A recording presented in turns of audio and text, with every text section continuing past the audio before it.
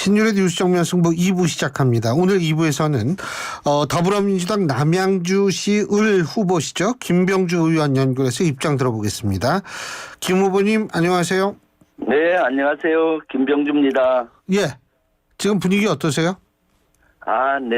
지금 며칠 안 남아서 열심히 바닥을 훑고 있습니다. 그래서 전반적으로 이쪽에서는 정권 심판론이 아주 불같이 일어나고 있습니다. 그렇지만 막판 본선거에서 투표율을 높이기 위해서 열심히 뛰고 있습니다. 예, 뭐 진짜 하루에 뭐 한 몇만 번 걸으실 것 같아요. 그죠? 네, 그렇습니다. 육사 시절 하고. 생각나시겠어요? 네? 네. 육사 시절에 이 지역에 또 행군을 많이 했던 지역입니다. 아, 그래요? 예. 네. 요번에 사전 투표율 높았는데 어떻게 보십니까? 저는 사전 투표율이 예상보다 엄청 높았잖아요. 예. 이것은 하루라도 빨리 윤석열 정권을 심판하겠다는 성난 민심의 결과라고 봅니다. 예. 저는 지난 5일, 6일 사전 투표를 독려하기 위해서 예. 투표소 밖 멀리 먼 지점에서 나가서 시민들을 만나고 했었는데요. 예. 정권 심판에 대한 의지와 열의가 아주 높다는 것을 많이 느꼈습니다. 네. 근데 국민의힘은 민주당 수도권 후보들에 대한 반감이 반영된 것이다. 이렇게 얘기를 하는데 이게 입장이 아전인수예요. 죄송한데. 네. 어떻게 서로가 아전인수인데 어떻게 보세요? 서로가 아전인수라기보다는 여당이 아전인수격으로 해석하고 있는 그건 이제 것이고요. 김병주 후보님의 입장에서 그렇게 보시는 거고. 네, 예, 착각은 자유죠, 사실은. 예. 그래서 투표율이 역대 보면은 확률적으로도 보면은 사전 투표율이 높았을 때는 민주당에게 많이 유리했지 않습니까? 그리고 이번에 사전 투표 열기는 다른 것보다도 정권 심판론이란 거를 저는 그 밑에서 주민들을 만나면서 그런 걸 체감하고 있습니다. 태풍처럼 불어오고 있다는 정권 심판론이 불어오고 있다는 걸 느끼고 있고요.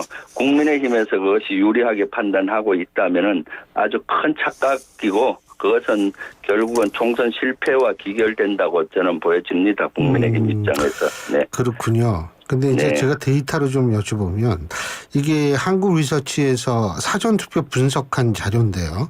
재밌더라고요. 이거 보니까 뭐냐면 그 지난번 대선 때 그 이재명 당시 후보가 높은 그 지지를 받았던 곳 있지 않습니까? 네. 이런 데는 사전 투표율이 낮고 윤석열 후보가 높은 지지를 받았던 곳에선 사전 투표율이 높다라는 결과가 나왔거든요. 단 서울과 이 호남은 제외입니다.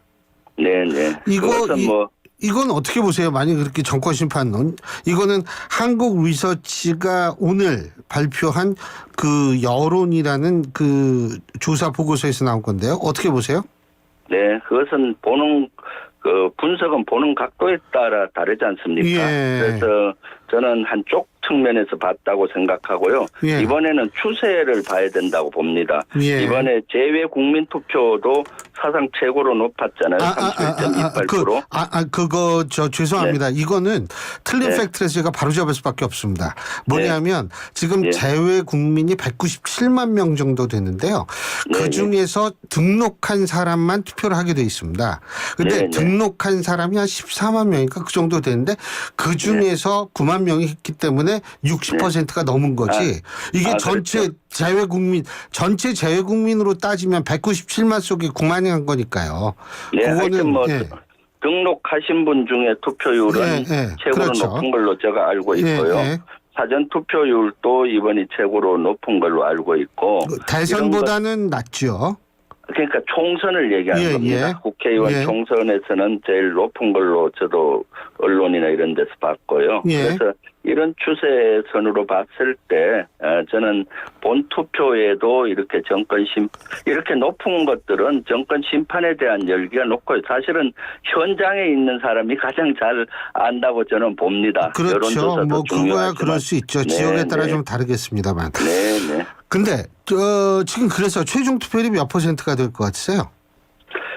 최종 투표율은 저는 우리 당에서 얘기한 것이 71.3%를 목표로 삼았지 않습니까? 예. 그리고 사전 투표율도 31.3% 목표였는데 거의 맞췄다고 보여지거든요. 예. 그래서 이번에 저는 성남 민심들 또 윤석열 정부의 폭정 폭주에 심판해야 되겠다는 분노 투표도 많을 거라고 봅니다. 그렇기 때문에 70% 이상은 넘지 않을까 생각하고요. 그렇지만은 그래서 더욱더 투표를 저는 독려하고 또 호소도 드리고 부탁도 드리고 있습니다. 투표율이 이번 승패를 좌우한다고 봅니다. 네. 투표율이 높으면 민주당에게 유리하다. 네, 저는 그렇게 보고 있습니다. 네. 예. 혹시 왜 그렇게 생각하시는지 잠깐 말씀해 줄 수 있어요? 투표율이 높다는 것은 그만큼 심판하겠다는 의지가 강하지 않습니까? 그동안 보면은 연세 드신 분들 60, 70, 80분 연세 드신 분의 투표율이 많이 높았고요. 20대, 30대가 투표율이 전반적으로 낮았던 경향이 있지 않습니까? 그래서 투표율이 70% 이상 간다는 것은 20, 30대, 40대 이런 분들 직장에 다니시는 분을 포함해서 이런 분들의 투표율이 높아질 것이고 사실 3, 4, 50대에는 민주당 지지세가 훨씬 더 현재 높기 때문에 투표율인 70% 이상 간다면은 저는 민주당이 압승하리라고 봅니다. 그래서 투표율 동료가 무엇보다도 저는 중요하다고 보고 있습니다. 알겠습니다. 네. 그거는 사실 우리 김병주 의원님의 개인의 의견으로 제가 적어가는 게 취급할 수밖에 물론 저 개인적인 여론조사가 그 조금 네. 다를 수도 있거든요. 30대 같은 경우에. 알겠습니다. 지금 말이에요. 이 삼겹살 소고기 먹었는데 삼겹살 먹었다 그러네. 뭐 이런 얘기 이거는 어떻게 보세요? 너무 유치한 이런 발상이라고 봐요. 지금 먹고 있는 것 그런 걸 가지고 정치적인 이슈로 삼는 한동훈 비대위원장이나 이런 여당이 국민의힘 입장이 너무 유치한 것 같아요. 사실 일반 고깃집에 가면 소고기나 돼지고기를 같이 팔기도 하고 소고기 시켰다가 또 중간에 돼지고기를 먹기도 하고 그러잖아요. 먹는 걸로 이렇게 한다는 거는 좀 유치하고 그만큼 국민의힘이 지금 분리해서 그런 것까지도 지금 이슈화해야 되는 것 아닌가 하는 생각을 하고 있습니다. 그것보다 더 중요한 거는 대파 논란이라고 저는 봐요. 아니 둘 다 똑같이 먹는 건데 그죠? 음식인데. 똑같이 먹는 건 아니죠. 똑같이 먹는 거지만은 예. 대파는 민심을 대변하는 겁니다. 모든 요리에 삼겹살은 들어가고. 뭘 대변할까요 그러면? 대파는 그야말로 민심이 그렇게 어렵다는 거죠. 민생이. 왜냐하면 대파 한 단에 875원이 합리적이라고 하는 것은 윤석열 정부에서 진단을 제대로 못한다는 거거든요. 훨씬 비싸고 어려운데 875원이 합리적이란 거는 민생이 어려운 거를 제대로 진단을 못하기 때문에 네. 대책도 제대로 못하는 거라고 보죠. 대파랑 삼겹살은 맥락이 전혀 다른 것이고요. 근데 맥락이 다른데 진단을 제대로 못하면 오진하게 되면 대책도 잘못 나오잖아요. 예. 그러니까 지금 민생이 그렇게 어려운데 지금 한가하게 이런 것들의 실정을 제대로 모르는 현 정부에 대한 분노의 대명사가 저는 대파라고 보고요. 사실 삼겹살이나 소고기가 됐든 닭고기가 됐든 이런 것들은 서민들이 먹는 음식이고요. 그렇지만 또 이것도 너무 비싸요. 사실은 이런 것들이 상징한다고 봤을 때 민생의 대를 지금 해결하는 것이 가장 급선무인데 지금 한동훈 비대위원장이나 대통령이나 그런 거 해결은 못하고 자꾸 무슨 엉뚱한 이런 걸 가지고 이슈화하고 있는 것이 한심한 것이죠. 근데 이제 어쨌든 국민의힘 측에서는 왜 삼겹살 안 먹었는데 삼겹살 먹었다 그러느냐 이거 가지고 얘기를 해서 여쭤본 거고요. 네.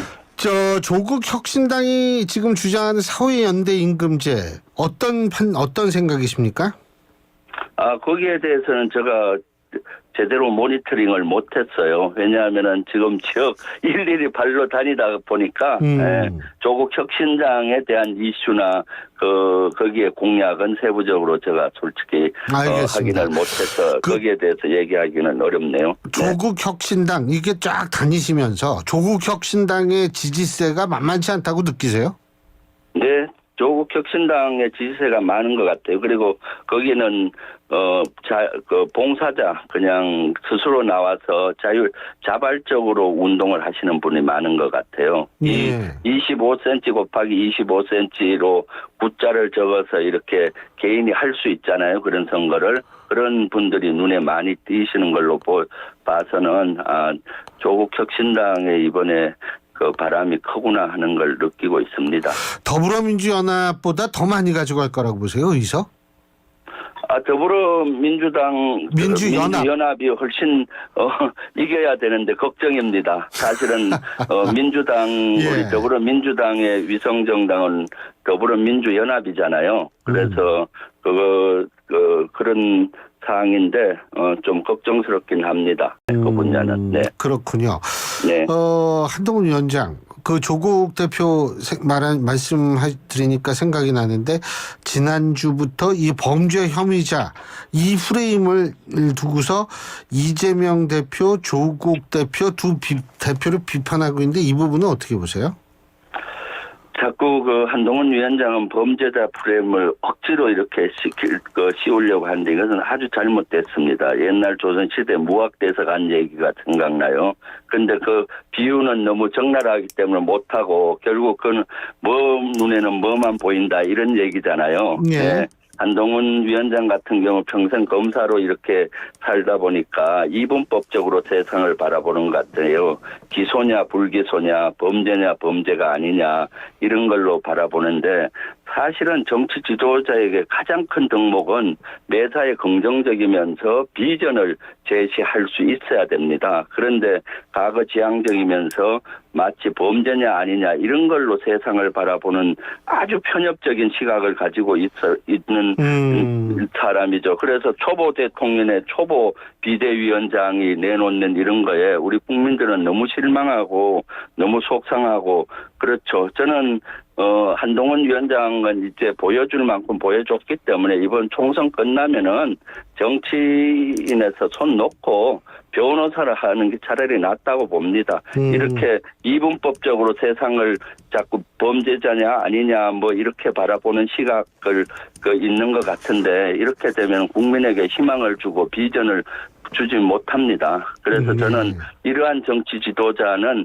정치 지도자 자격이 없다고 보고 있고요. 저는 평생 리더십을 연구했고 리더십을 발휘했던 사람으로서 리더의 덕목은 비전 제시가 가장 중요합니다. 그리고 매사를 긍정적으로 보려고 노력을 해야 되는데 사사건건 말 트집 닦기 이렇게 하고 있잖아요. 거기에 국민들은 대단히 짜증스러워 하시더라고요. 제가 지역 주민들 만나보면요. 네. 더불어민주당의 김준혁 후보라는 분 있죠. 이분의 발언이 연일 논란이 되고 있고 오늘은 이제 유치원 연합회인가 그쪽에서 아예 공개적으로 또 이 반발하고 나서고 있고요. 그리고 우리 김병주 의원님께서는 대한민국 육군 대장 출신인데 육사 나오시고요. 육사총 동창회에서도 성명서를 발표를 했습니다. 자, 이 부분은 어떻게 바라보고 계십니까? 저는 지금 가장 큰 문제는 그분보다도 윤영석 양산시 갑 후보라고 봅니다. 이분은 문재인 대통령을 보고 문재인 뭐해 이런 막말이라기보다는 완전 언어 폭력을 했지 않습니까? 지금 얼마 전까지 이재명 대표님께서 정치 테러를 당해서 사경을 헤매신 적이 있었는데 지금 전 대통령을 한다 이렇게 지금 입에 담지도 못할 이런 언어 폭력을 하고 있는 이런 것들은 진짜 큰 문제라고 봅니다. 그래서 저는 윤영석 후보 같은 분은 진짜로 사퇴해야 된다고 봐요. 정치 혐오가 지금 이렇게 자꾸 조장을 하고 이런 것들은 정치인으로서 아주 부적절하고 봅니다. 그래서 저는 남양주 을에서도 이런 변화의 시작은 저부터 해야 된다고 생각을 하고 일체 상대 후보에 대한 비난을 하지 않고 있습니다. 그리고 상대 후보에게도 클린 선거 해보자고 해서 서로 비방하지 않고 자기의 좋은 공약이나 이런 것들을 어필하기 위한 이런 노력을 하고 있는 것이죠. 네. 육사 출신으로서 김준혁 후보가 백선엽 장군에 대해서 언급한, 백선엽 장군이 주도한 전투에 대해서 언급한 부분은 어떻게 바라보고 계십니까? 그 부분은 제가 자세히 모르겠습니다. 뭐라고 언급했는지. 사실 최근에 제가 새벽 5시부터 일어나서 저녁 24시까지 뛰어다니다 보니까 현 이슈에 대해서 사실 우리 당의 이슈나 남북 문제나 그다음 지역 이슈에는 집중하는데 다른 지역 이슈에 대해서는 제가 사실은 지금 여력이 없습니다. 예. 죄송합니다. 아유, 네. 저도 이거 여쭤보면서 뭐라고 정말 얘기했는지 나중에 제가 한번 잘 찾아보겠습니다. 네. 동문회, 육사 동문회에서 연락 안 오셨던 모양이에요. 그죠?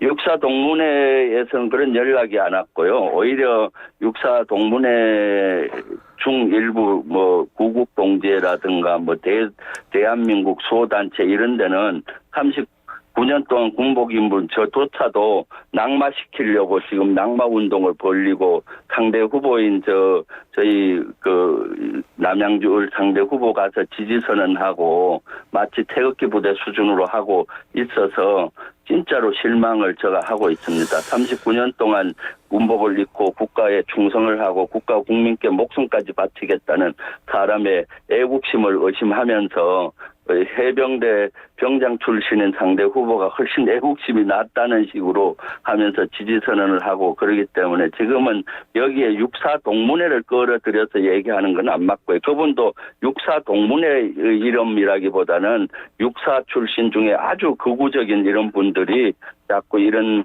메시지를 내고 하는 거다고 봅니다. 저는. 네. 자, 막판 변수 총선 이틀 남았는데 뭐라고 보십니까? 저는 두 가지로 보고 있습니다. 예. 하나는 정치인의 말이고요. 정치인의 말은 삼가해야 되고 조심해야 되는데 그런 말들이 정치 선거 판세에 큰 영향이 간다고 봅니다. 두 번째는 투표율이라고 봅니다. 투표해야 우리가 윤석열 정권을 심판할 수가 있고 윤석열 정부의 폭정과 폭주를 막아설 수 있다고 봅니다. 그래서 이 방송 보고 계시는 분들도 꼭 투표해 주십시오. 그리고 또 윤석열 정부의 심판해 주시기를 간곡히 당부드립니다. 그러지 예. 않으면은 많은 분야에서 후퇴합니다. 네. 아유, 어쨌든 이제 뭐 오늘하고 그렇죠. 오늘하고 내일 자정까지만 이제 막 그냥 발이 부르트륵 뛰시면 네. 지나가네요. 그죠? 한 1초가 지금 아깝습니다. 그런데 그 아까운 시간에 또 이렇게 인터뷰까지 해주셔가지고 네. 아유, 네. 정말 고맙습니다. 네, 감사합니다. 예, 고맙습니다. 네. 감사합니다. 네. 예, 지금까지 남양주시 을 더불어민주당 후보시죠, 김병주 의원과 얘기 나눠봤고요. 자, 내일은 국민의힘 2조 심판위원장이시죠, 신지호 위원장 인터뷰 준비되어 있습니다.